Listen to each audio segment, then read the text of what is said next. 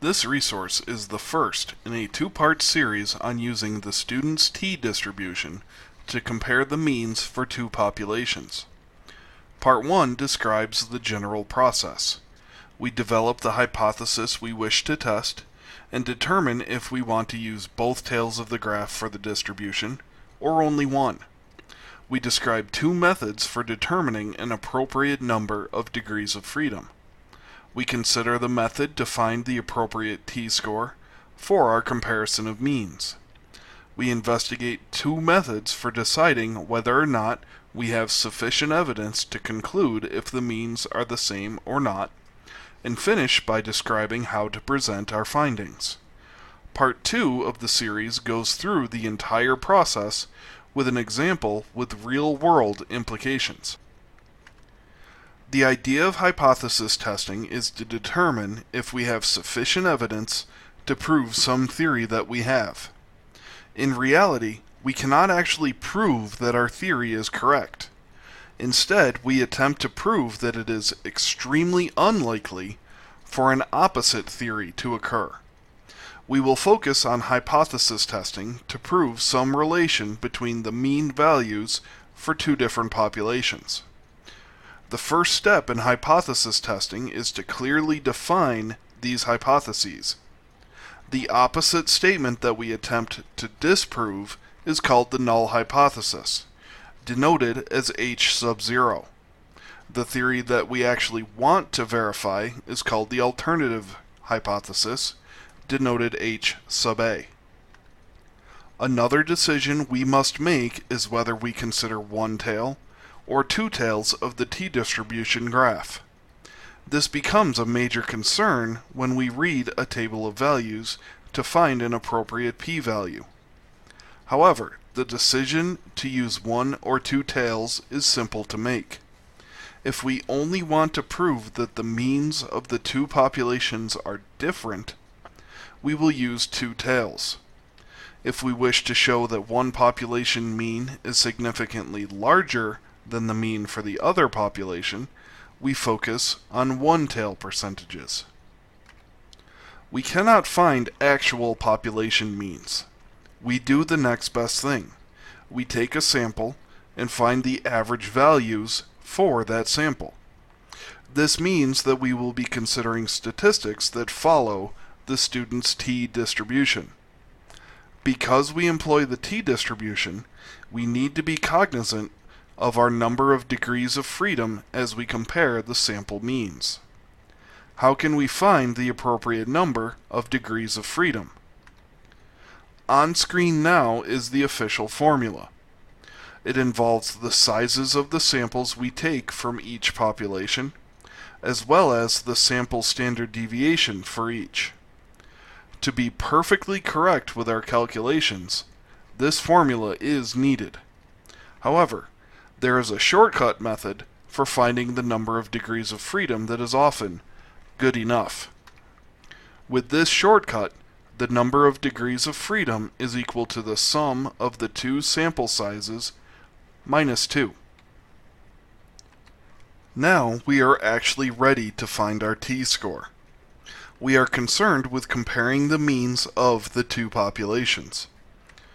To do so, we subtract the sample means and some additional value we denote delta sub 0, which is defined by the null hypothesis. This delta, which represents the difference between the sample means we are testing, is virtually always 0. We may want to show that the means are not the same, so the null hypothesis would be that the difference is 0. The other option is that one mean is larger than the other, so the null hypothesis would be that the difference does equal 0. Once we have subtracted the means and delta sub 0, we divide this difference by the standard error of the difference of the sample means. This standard error is found by taking the square root of the quantity found by adding the square of each sample standard deviation divided by that sample's size. Now that we have found our t-statistic, we can finally test our hypothesis. To show that the means are significantly different, we need to know exactly how significant is sufficient. Traditionally, we will consider 95% as significant enough. One method for testing the difference of means is to find the p-value of the t-score. This means we find the probability that the difference of means is the amount we observed or larger. However, the actual calculations to find this p-value are exceedingly difficult. However, there are online resources that will calculate your p-value for you, so long as you provide the t-score and the number of degrees of freedom. A link for one such resource is on screen right now. Once we find the p-value, we compare it to the allowable amount of error, which is 1 minus the level of significance. Since we traditionally use 95% confidence, this allowable p-level is often 0.05. If our observed p-value is less than this amount, we reject the null hypothesis. If the observed p-value is equal to or greater than the amount of allowable error, we fail to reject the null. However, there is another method for testing our hypotheses.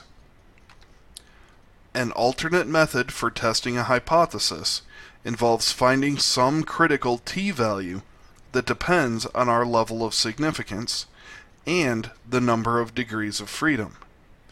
If the t-score calculated from our samples is greater in absolute value than this critical t-value, we reject the null hypothesis. If our t-score is less than or equal to in absolute terms than the critical t-value, we fail to reject. But what exactly does rejecting or failing to reject the null mean for our hypothesis? If we manage to reject the null, then we have accomplished all we set out to do. We have found sufficient evidence to prove that it is highly unlikely that the means for the full population are actually equal, based on the samples that we took.